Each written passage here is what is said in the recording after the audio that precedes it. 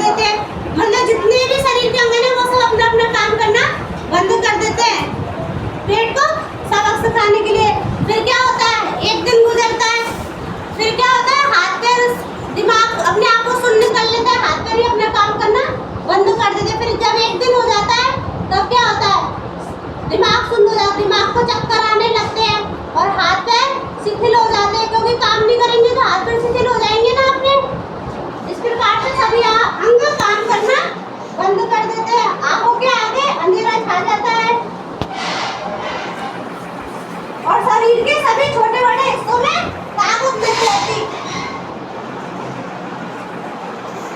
फिर क्या दिमाग होता है ना, फिर क्या वो कहता है कि है ना, अब हम दिमाग कहता है कि अब हम सब ठान लेते हैं कि पेट ही सबसे बड़ा है, और पेट क्या कहता है, पेट ये सोचता है कि नहीं ये अंग ही सबसे बड़े हैं, क्योंकि ये मेरा पेट भरते, ये पेट भरते तभी तो मैं जीवित रहता हूँ। यदि ये मेरा पेट नहीं भरे तो मैं तो पिचक कर सिकुड़ जाऊंगा, क्योंकि जब कोई भी अंग काम नहीं करता तो पेट खाना नहीं मिलता उसको, तो पेट पिचक करके सिकुड़ जाता है। तो इस प्रकार से वो जो दूसरे अंग होते हैं वो पेट को बड़ा बताते हैं, और जो पेट होता है वो दूसरे अंगों को बड़ा बताते हैं।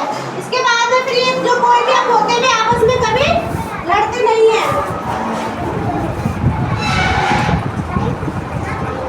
समझ में आई सबको कहानी?